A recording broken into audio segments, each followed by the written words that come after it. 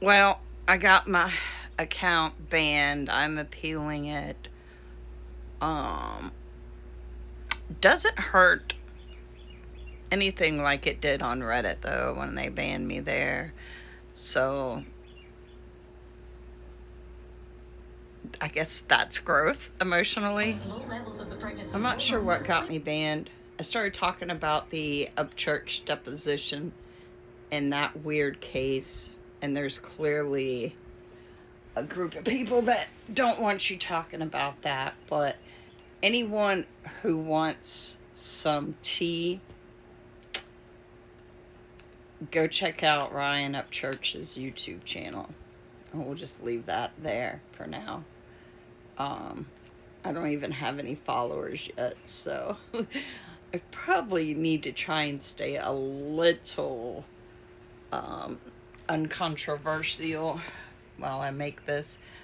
So I'm just gonna put some random thoughts that I've had past couple days. I just want to get them on film so that I can go back and review them and kind of parse them out audibly, right? Because we do better when we take in information in multiple forms or in multiple ways, and then that allows us to process it on different levels.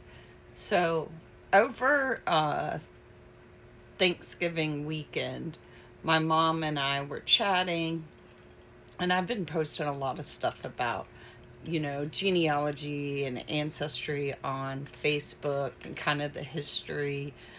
And, I've done a couple videos on the bizarreness of the Cross Florida Barge Canal project, and I'll put up some receipts for those who haven't seen that to kind of get other people, which with no followers, this should be fun, but to try and get other people who perhaps have local knowledge or historical knowledge of the Cross Florida Barge Canal project to comment about it, because the narrative just doesn't work when you walk the land. And so I guess my mom had seen a post I had made on Facebook, and it got her to thinking, and she shared something with me, and I'm going to put it up. So my mom had a brother that was like a year older than her, I believe. And when she was, so he was born on my grandmother's birthday, and he died on Mother's Day of, so he was born on my grandmother's birthday, I believe in 53, and he died on Mother's Day the year my mom had me, which would be 1973, okay?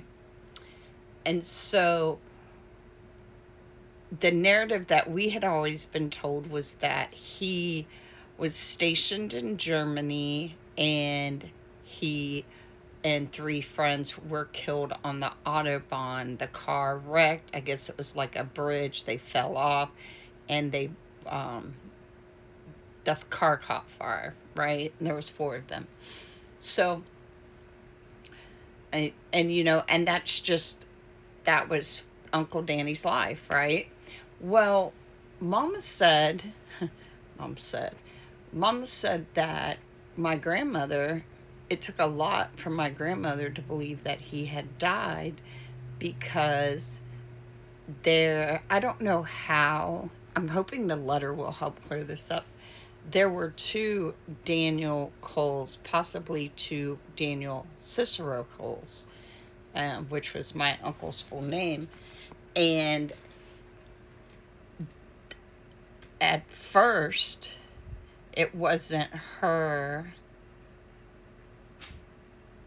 my uncle that was the one in the crash, but then it was. And so she didn't believe my uncle was deceased until the man's wife wrote her a letter sending her condolences and saying that her husband is indeed alive and well, and she was sorry for my grandmother's loss. Now, what does that really prove? I mean, in today's society, with all the whack-a-mole shit we're seeing, with people playing, like playing to be somebody they're not, we got, people creating fictional identities. I don't know, like, my literal self, I'm gonna need more than just some woman allegedly writing a letter to my grandmother saying it was your son and not my husband, because how do we know that there were two? How do we know that the letter came from the wife? Like, I don't think they never met in person. And plus, my grandma's family and grandpa's family are from Georgia. So, I mean, like, anyone else experienced this? And it's at the height of the Vietnam War. And nobody knew until I showed them that my uncle wasn't stationed in Germany. He was actually stationed in Hawaii and was in Germany for some reason. And historically, everyone I've known in the military is in Germany because of medical stuff. So, I don't know, but I'm gonna figure it out if the truth is out there. And so I'm interested in anyone who's experienced anything like that. So yeah, I just wanted to make a video about that. And also, there's a serious attempt to try and hide the fact. I shouldn't say that. I'm beginning to see evidence that there may be an attempt, that's a better way to phrase it, to hide the fact that there was a gifted and talented program in Interlaken, Florida, at Interlaken Elementary in the 70s and 80s, and that it carried over into middle school at C.H. Price Middle School in Interlaken, Florida, which wasn't completed until 1987, and yet is now not, the name's gone from it. They absorbed the middle school into the high school, and I don't even think they're using the building, and the high school's older than the middle school. So we used to run this thing called the Baja.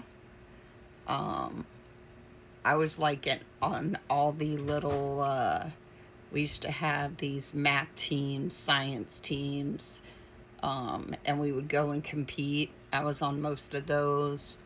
If anybody has a yearbook, like from the, if anyone has a yearbook from like 84, 85, 86, of Price Middle School in Interlaken, Florida, I'd love for you to share some documentation of this, because C.H. Price was actually a biologist and researcher at the University of Florida, and was doing the what's called gain-of-function research now, but prior to that they called it like biology, but they were basically trying to modify like fruits, citrus trees. I mean, that's the narrative. Who knows what they were up to in reality. So, and I have documentation, like through like the FOIAs and CIA and all the WikiLeaks stuff, that this program existed in Florida during this time. So why hide it? I don't know. Have a blessed day. Shalom.